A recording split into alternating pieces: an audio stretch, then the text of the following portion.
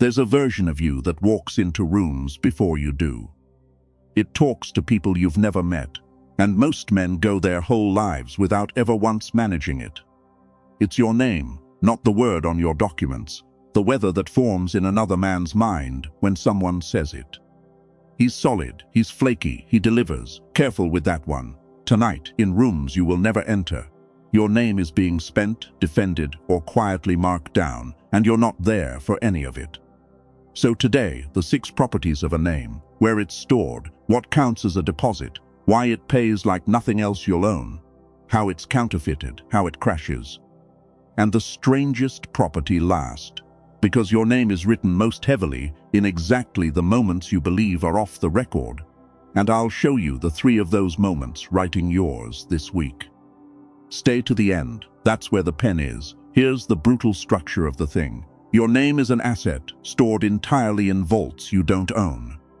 Other people's heads, you can't hold it, can't audit it, can't correct the record in real time. All you can do is make deposits every day with what you do and hope the vaults are keeping honest books. And here's the part that should stop you cold. The day you finally need that asset, the day of the big ask, the reference call, the crisis where you need someone's trust right now, that day is too late to start building. A name is the one form of leverage that cannot be assembled in the moment of need. It's either already there or it isn't. Machiavelli devoted an entire chapter of The Prince to exactly this. He wrote that nothing wins a man so much esteem as great deeds and rare example, and that a prince is respected above all when he shows himself, without hedging, a true friend and a true enemy.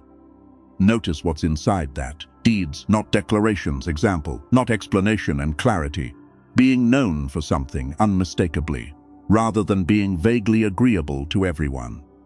Machiavelli understood that reputation is built the way a fortress is built, stone by stone.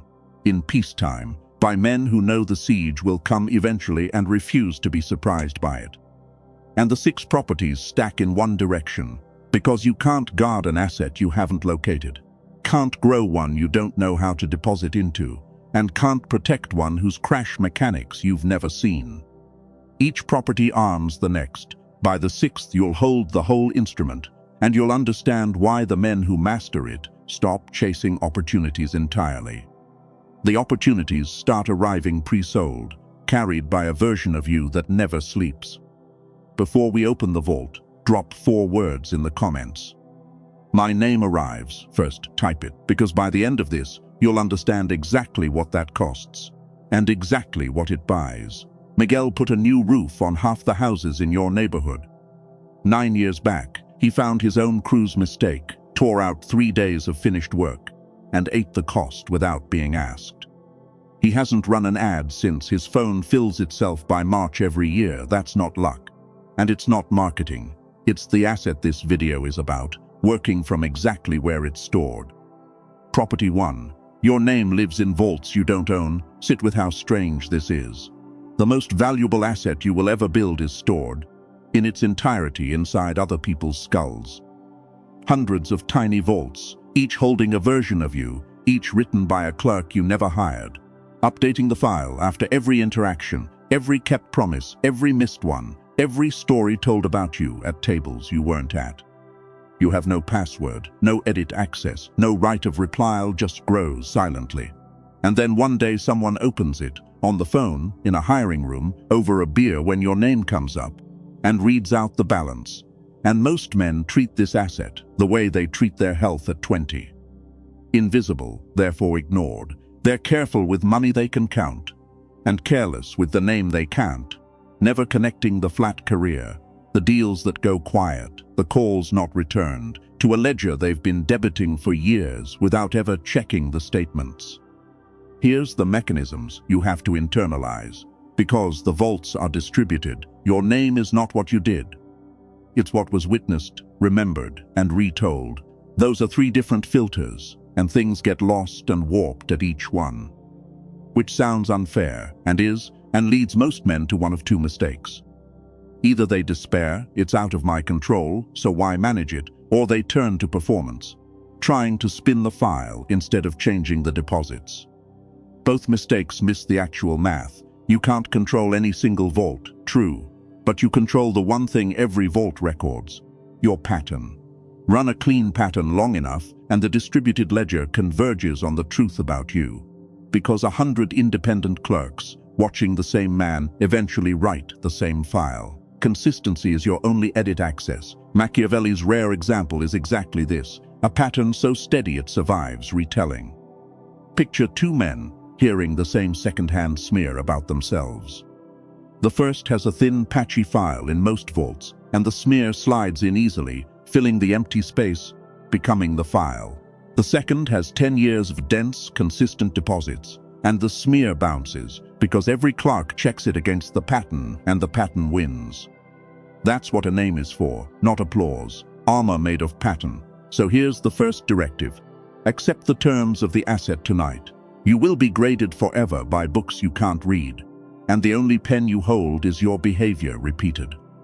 Stop trying to manage the file. Start managing the pattern every day, in full knowledge that somewhere a clerk is writing, and that raises the obvious question: what actually counts as a deposit? Property 2.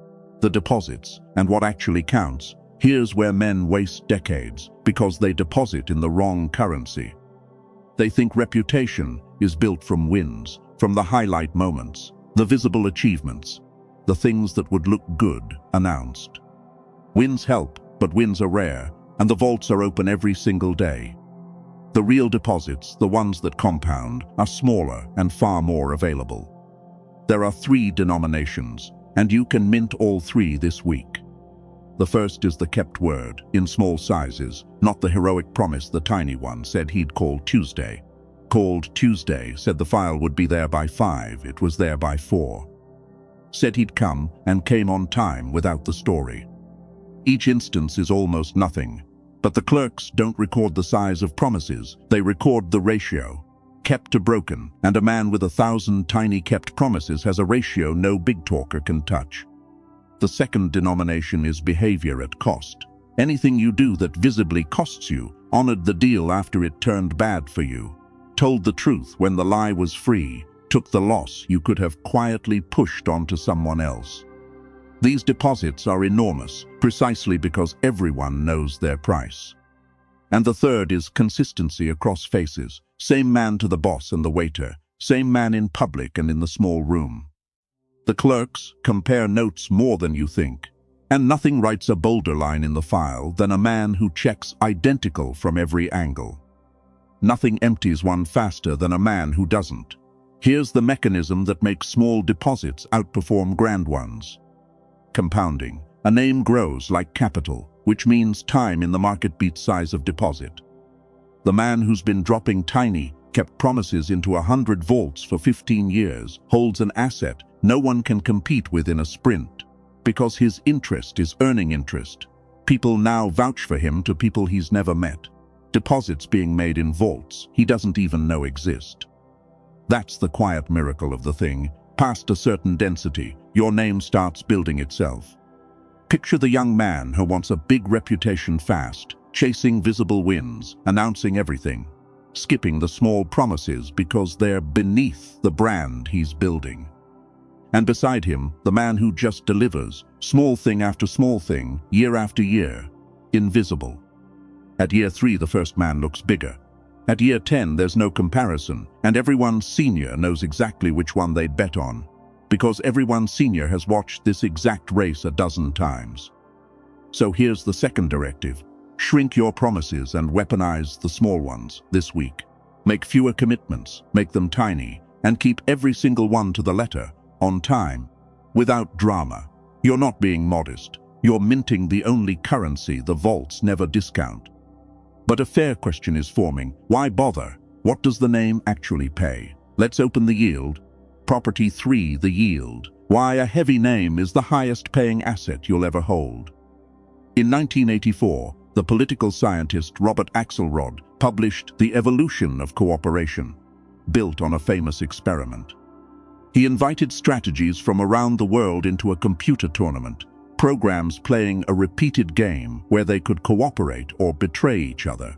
Round after round, cutthroat strategies, clever tricksters, saints, everything entered.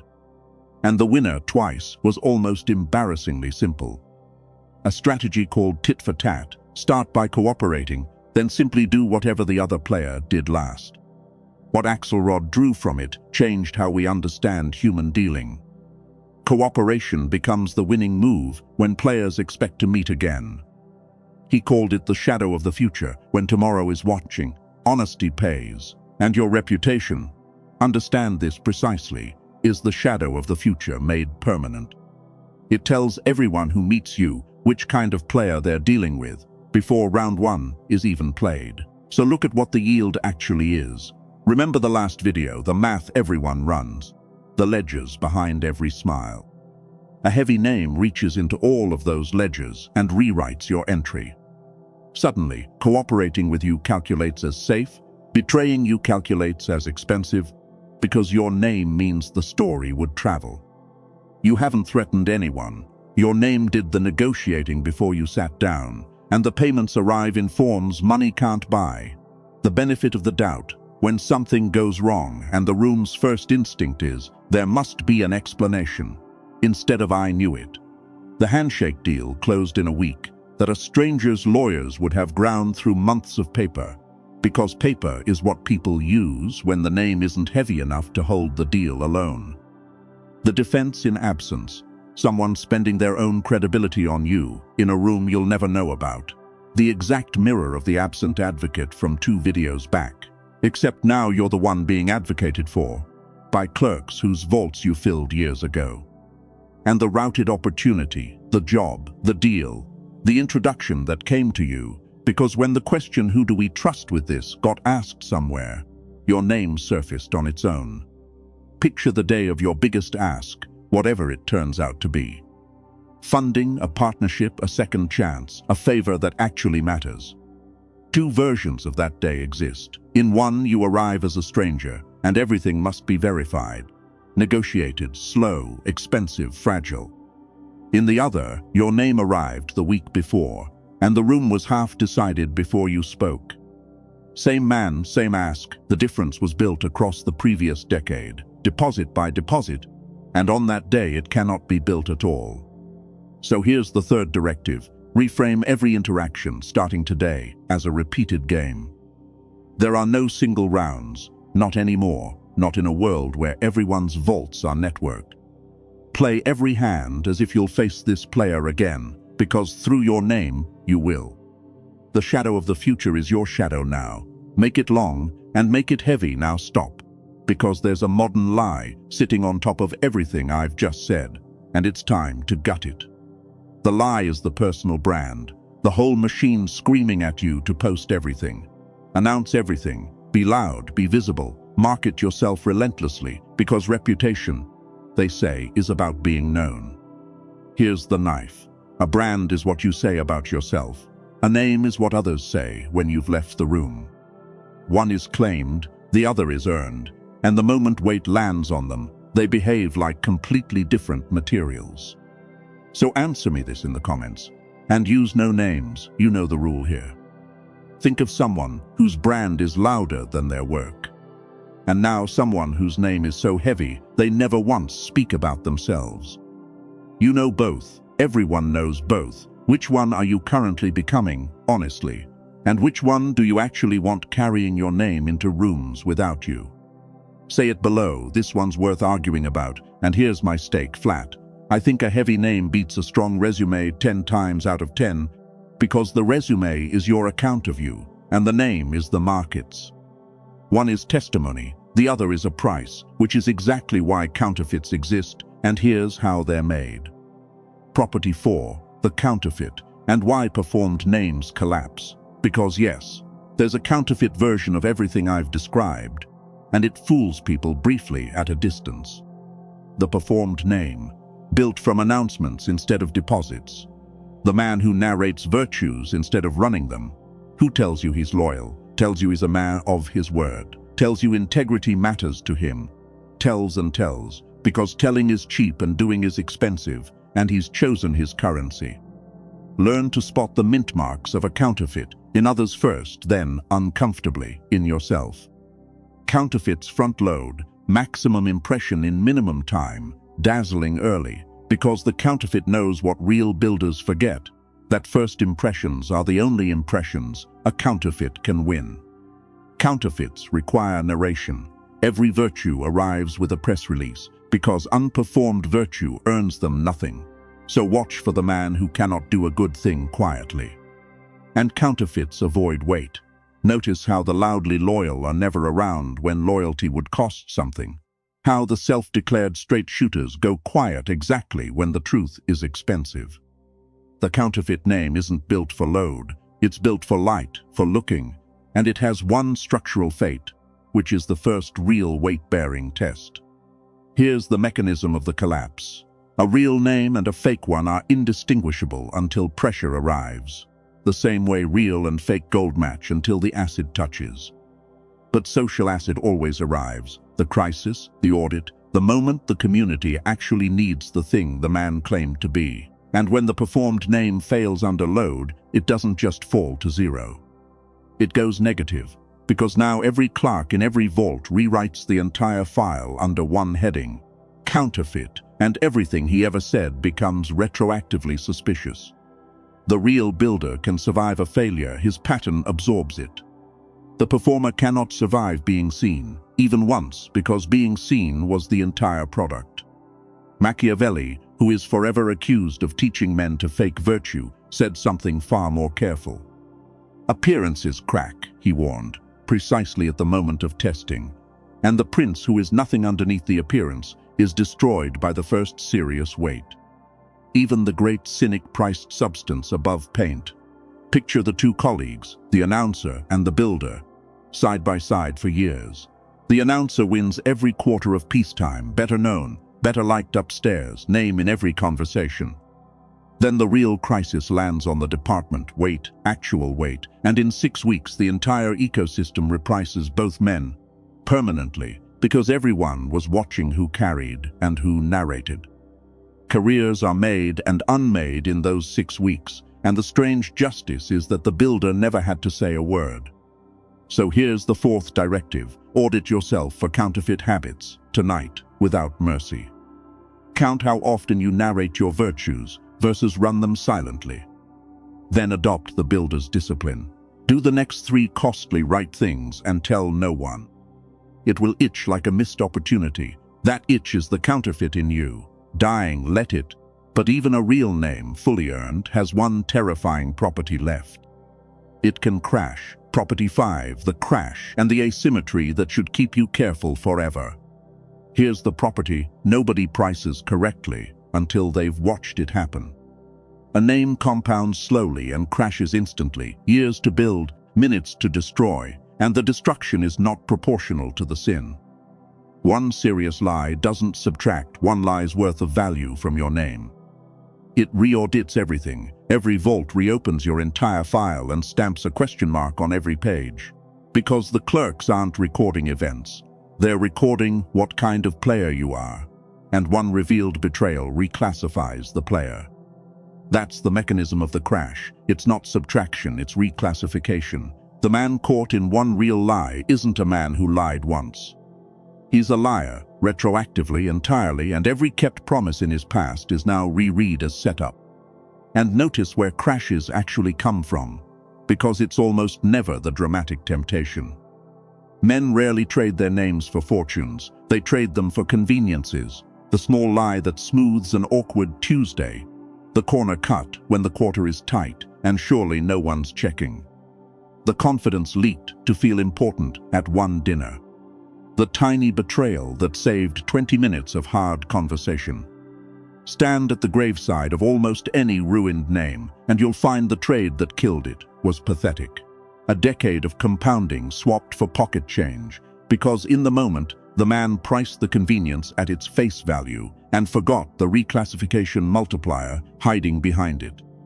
Here's the discipline that follows from the math, since the downside of any single dishonest convenience is your entire accumulated name. The only sane price for your name is not for sale, not in any denomination, not once. This sounds moral, and it is, but notice that it's also just arithmetic. No convenience on earth outprices a compounding asset times a reclassification event. The man who truly understands the asymmetry doesn't resist temptation heroically. He's simply done the math, and the math says never, so the question stops arriving. Picture the moment the trade offers itself to you, and it will, this month probably. A small dishonesty, real convenience, near zero chance of discovery. The old you weighs the convenience against the tiny probability of being caught. The new you weighs it against the value of every deposit you've ever made and every one you plan to make, times the multiplier, and almost laughs at the offer. That laugh is what a protected name sounds like from the inside. So here's the fifth directive, and it's a standing order, not a one-time act. Set the price of your name at not for sale, formally to yourself, tonight before the next offer comes, because the men who decide in the moment lose in the moment. And extend the same care to other people's names in your mouth. Never spend someone else's reputation for a good story. The clerks record how you handle other men's assets too, and they should. And now the last property, the strangest one, the pen you didn't know was moving, property 6, and the root of everything. Your name is written most heavily in the moments you believe are off the record. Here's the final mechanism, and once you see it, you can't unsee it. Everyone performs when the record is obviously on, the interview, the presentation, the first impression. So those moments, the ones you prepare for, are nearly worthless to the clerks. They're discounted as performance. Everyone's file says presents well, and nobody's file is moved by it. The deposits that actually move the file, the heavy ones, the dark deposits, happen precisely when you've concluded that no one relevant is watching and nothing is at stake. Because that's the only footage the clerks fully trust. And I promised you the 3 moments this week that are writing your name right now. Here they are. The first is the dead deal, how you behave the moment something ends with nothing left to gain. The negotiation that collapsed, the client who said no, the project that got killed. Most men's warmth dies with the deal, and the other side always notices the temperature drop and files it correctly as the truth about all your previous warmth. The man who stays gracious after the no, who helps pack up the wreckage he no longer profits from, makes a deposit worth 50 closed deals because it was made with nothing on the table. The second is the exiting person. How you treat someone on their way out of your life. The departing employee, the ending relationship, the contact who can no longer do anything for you.